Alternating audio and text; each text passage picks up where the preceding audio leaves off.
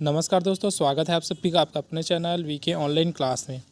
तो आज के इस वीडियो में हम लोग बात करने वाले हैं छत्तीसगढ़ छात्रावास अधीक्षक का जो एग्ज़ाम हुआ था उसका रिजल्ट जारी कर दिया है उसके बारे में।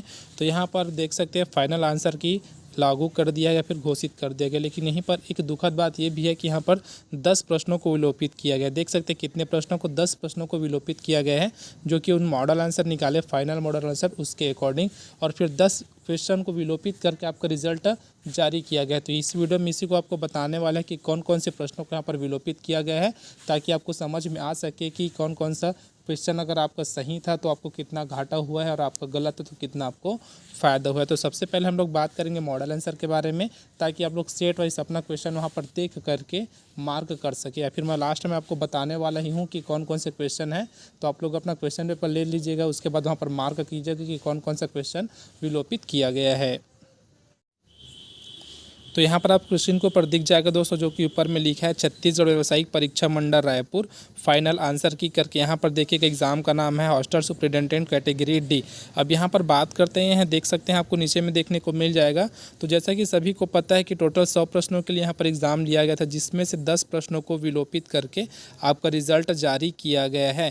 तो इसमें सबसे ज़्यादा घाटा किनको होने वाला है? जिनका आपका जो कंप्यूटर में 15 नंबर यहाँ पर आपको कटअप लाना था, जिनका 16 बढ़ रहा था, जिनका 17 बढ़ रहा था ना, ऐसे लोगों को बहुत ज़्यादा घाटा होने वाला है। वो किस लिए घाटा होने वाला है उसको आपको बता देते हैं।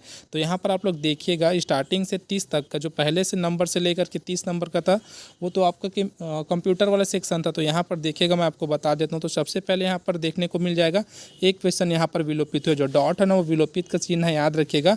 तो अगर मैं सेट बी की बात करूँ तो यहाँ पर जो पहला नंबर का जो क्वेश्चन है वो तो विलोपित किया गया है। उसके बाद देखिएगा जो यहाँ पर 22वें नंबर का क्वेश्चन है वो भी कंप्यूटर का विलोपित किया गया है। अब और देखते हैं बी में और कुछ थोड़ी है। तो यहाँ पर सिर्फ 2 क्वेश्चन, कंप्यूटर से लगभग आपको 2 क्वेश्चन देखने को मिल रहा है जो कि विलोपित किया गया है। तो आप खुद देखिए, जिनका पहले में 16 नंबर निकल रहा था, अगर यहीं पर आप नॉर्मल अगर 2 क्वेश्चन यहाँ से माइनस भी कर देंगे तो आपका कितना जाने वाला है? 14। जबकि आपका कटअप यहाँ पर नहीं हो रहा था, क्लियर नहीं हो पा रहा, ये बोल सकते हैं। मतलब जो कटअप बोल सकते हैं या फिर ये बोल सकते हैं जो क्राइटेरिया था कंप्यूटर को पास करने का, वो यहाँ पर आपका क्लियर नहीं हो पा रहा। तो आगे का पेपर आपका चेक होगा ही नहीं। तो चलिए आपको एक एक करके बताते हैं कि वो 10 क्वेश्चन कौन कौन से हैं जो कि विलोपित किए गए हैं। तो चलिए मैं यहाँ पर बात कर रहा हूँ सेट डी के बारे में। आप लोग अपने में से क्वेश्चन ढूंढ लीजिएगा कि कौन कौन से नंबर में यहाँ पर आपको देखने को मिलेगा। तो सबसे पहले चौथा क्वेश्चन यहाँ पर जो है, जो किसको विलोपित किया गया है। तो यहाँ पर आप लोग देख सकते हैं इंकजेट प्रिंटर की मुद्रण गति को मापने के लिए निम्नलिखित में से किसका उपयोग किया जाता है। एक प्रश्न ये था जिसको विलोपित किया गया है। अगला आपको बताते हैं और कौन कौन से प्रश्न हैं जिनको विलोपित किया गया है।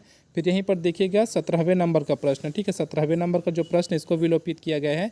निम्नलिखित में से कौन सा समूह केवल इनपुट डिवाइस है। तो यहाँ पर आपको देख सकते हैं पहला, दूसरा, तीसरा, चौथा करके दिया था, और ये बताना था कि इनमें से कौन सा ऐसा समूह है जिसमें सिर्फ इनपुट डिवाइस है।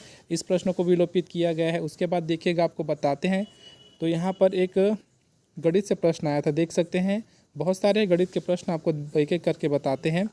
तो यहाँ पर कथन और निष्कर्ष वाला एक क्वेश्चन था जिसको यहाँ पर विलोपित कर दिया गया है। आप लोग देख सकते हैं, इसको अच्छे से आप लोग पढ़ सकते हैं कि क्या ये विलोपित करने के लायक क्वेश्चन था। और आप लोग कमेंट बॉक्स में लास्ट में कमेंट करके बताइएगा कि कितना सारा ऐसा क्वेश्चन है जो कि विलोपित करने के लायक वास्तव में था या फिर नहीं था।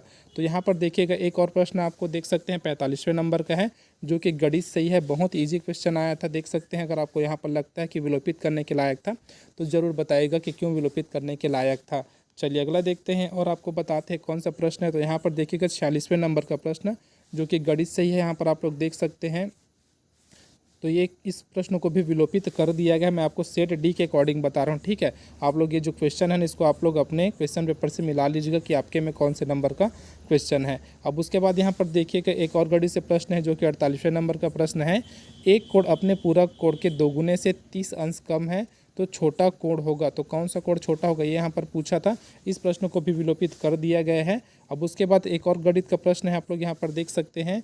एक रेखा का समीकरण जो बिंदु ए 2, 3 से गुजरती है और अक्ष एक अक्ष के साथ 45 अंश का कोण बनाती है, यदि यह रेखा सरल रेखा x + y + 1 = 0 से बिंदु P पर मिलती है तो दूरी AP है। तो ये आपको डिस्टेंस बताना था यहाँ पर कितना है करके। तो इसको भी विलोपित कर दिया गया है। अगला जो है देख सकते हैं, ये लगभग बहुत लोग ट्रेंडिंग में था, बोल सकते हैं। जब ये एग्ज़ाम हुआ ना तो ये वाला जो क्वेश्चन था बहुत ट्रेंडिंग चल रहा था, इंस्टाग्राम वगैरह में आप लोग देखे होंगे।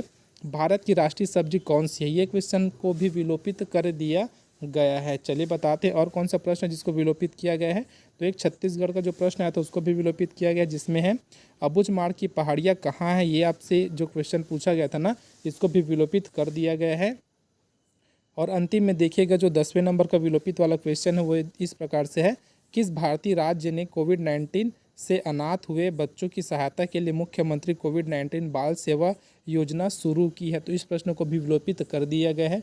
तो टोटल यहाँ पर 10 प्रश्न है जिसको विलोपित किया गया है। और आपको क्या लगता है कि इनमें से कितने क्वेश्चन ऐसे जो विलोपित के लायक थे? जितने भी थे आप हमारे कमेंट बॉक्स में कमेंट करके हमको बता सकते हैं। तो मिलते हैं इसी प्रकार की और जानकारी के साथ, तब तक के लिए जय हिंद।